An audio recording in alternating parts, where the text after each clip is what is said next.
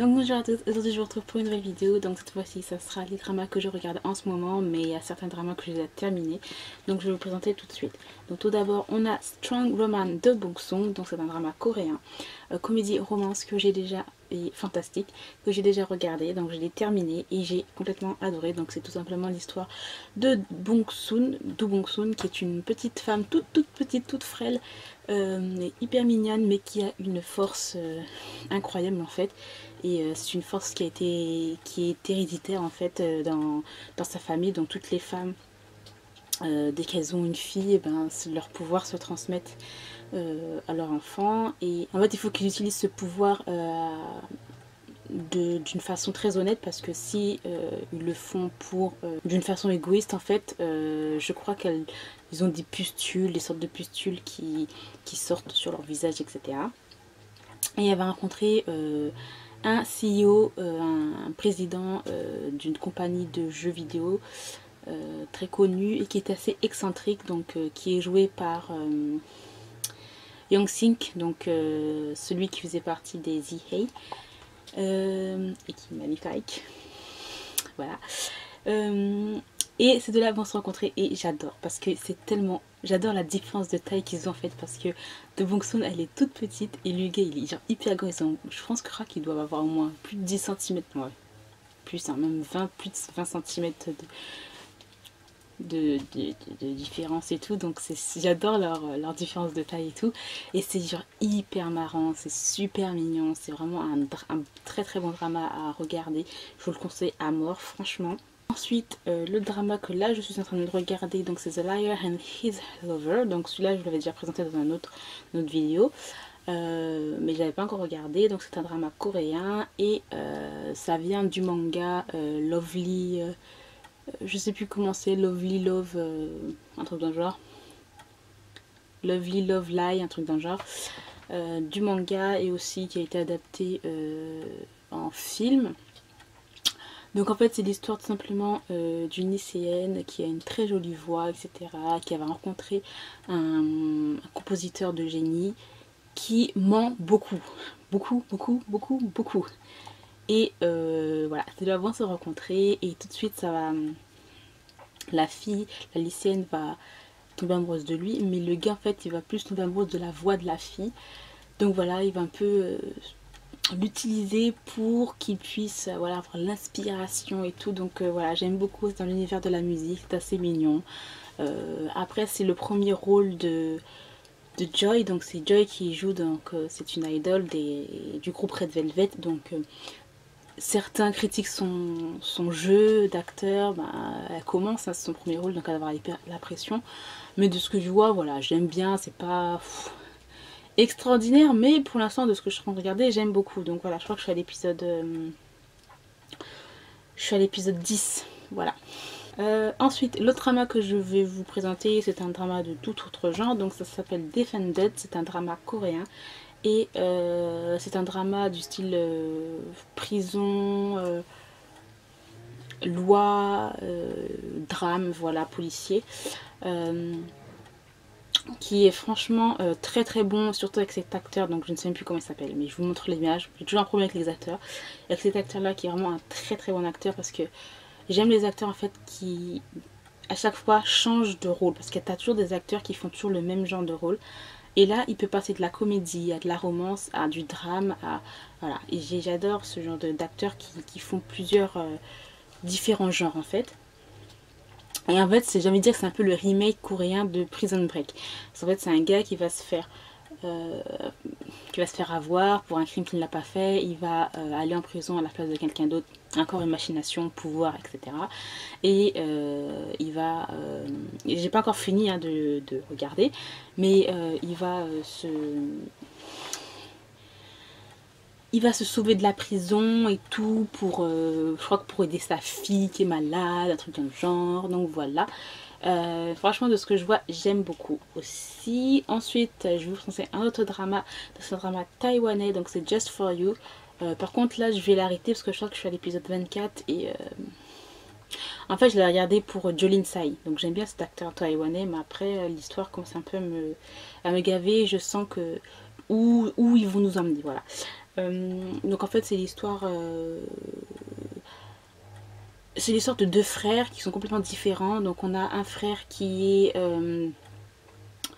plombier mais qui a dû abandonner sa carrière dans le sport pour aider sa mère et son frère parce qu'en fait leur père est mort et il va les aider il va être plombier pour gagner de l'argent et les aider à un peu vivre et tout. Et l'autre frère, donc c'est Jolin Sai, qui lui est entre temps quand son père est décédé, il a perdu la mémoire et il reconnaissait plus en fait son frère et sa mère et ça fait que il est devenu assez froid, il était à fond dans les études, donc dans les études, c'est-à-dire les études d'avocat. Donc là maintenant il y a quelques années plus tard, c'est un avocat de renom et un jour il va rencontrer une fille et cette fille là tout de suite sa mémoire va revenir, mais par contre c'est la fille avec qui il sortait, mais c'est en fait la sœur jumelle. Vous voyez déjà le truc, on a déjà des trucs là qui s'en croisent, qui s'entremêlent et tout. On comprend tout de suite hein, que voilà, histoire secrète, familiale, tout ça. J'aimais bien aussi parce qu'en fait il y a une grosse différence hein, de taille entre les deux personnages. Je trouve ça hyper mignon en fait. Mais après, bof. bof pour l'instant. Donc voilà, je l'ai arrêté. Je suis à l'épisode 24. Je pense qu'il doit y avoir au moins 30-40 épisodes. Je sais pas combien il y en a. J'aime pas trop les mots-dramas, plein d'épisodes comme ça. Mais bon, c'est pas grave. Ensuite, l'autre drama que j'ai en train de regarder aussi, donc c'est The Perfect Match. Donc c'est un drama taïwanais qui est très bien aussi, que j'adore, clairement j'adore, surtout l'acteur principal là, mais son acting il est parfait, son acting, c'est un acting du genre style naturel, tu vois, il en fait pas trop, c'est vraiment très bien dosé.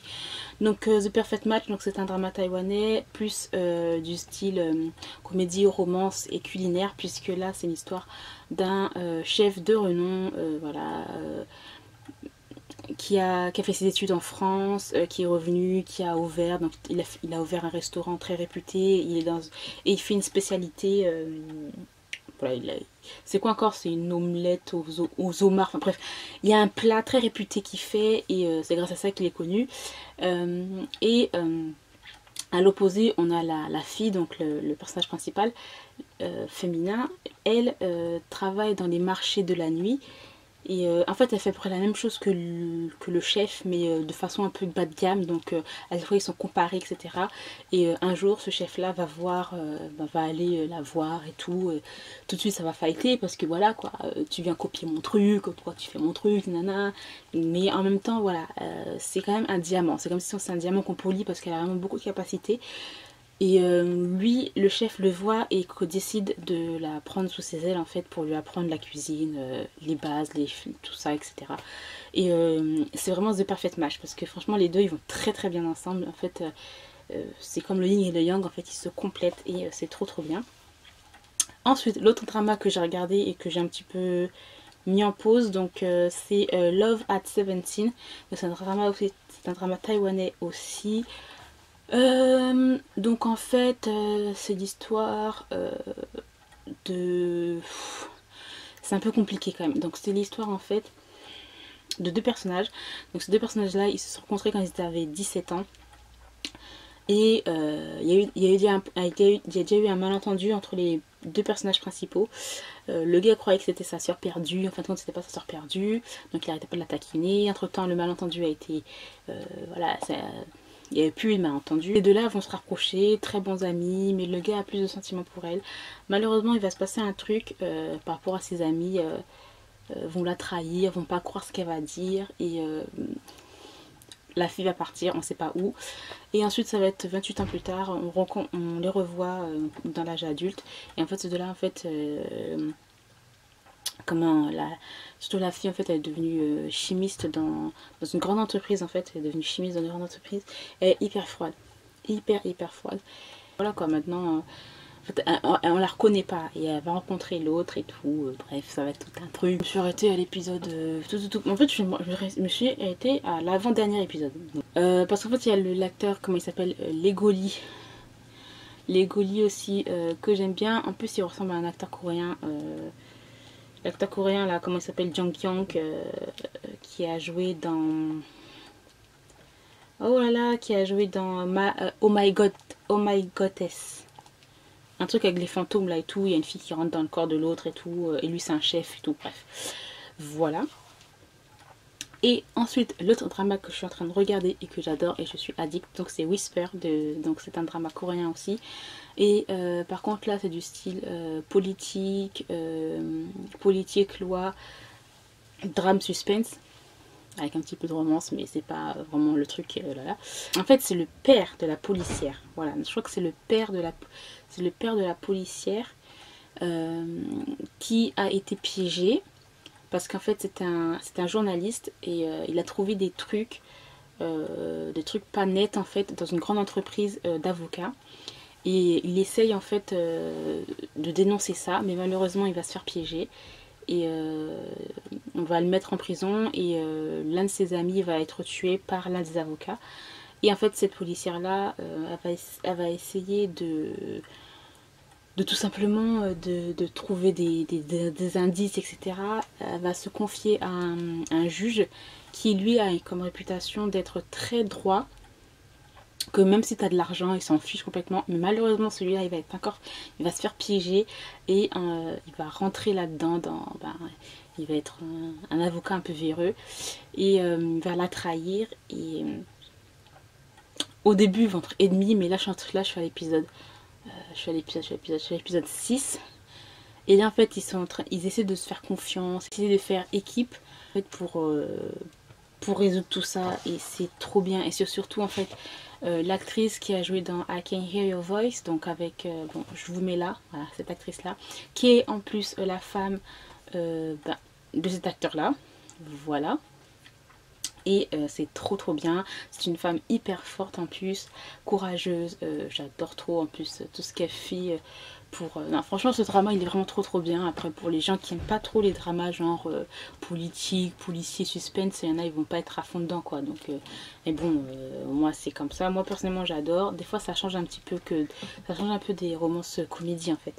Donc voilà, j'ai terminé pour les dramas que je suis en train de regarder. Donc là il y a plusieurs dramas qui sont sortis, je ne sais plus le nom exact mais je vous mettrai une photo. Il y a ce drama qui est sorti récemment, les deux premiers épisodes sont déjà sortis. Il y a aussi un drama qui va sortir, un drama thaïlandais, donc c'est un remake du drama Gong. Pour ceux qui connaissent, les anciens là qui connaissent ce drama là, il a été repris par les Thaïlandais, donc j'ai vraiment hâte de le voir. En plus il y a une actrice que j'aime bien. Donc dites-moi quel drama vous êtes en train de regarder.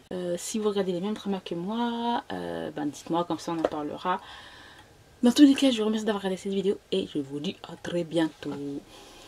Baby,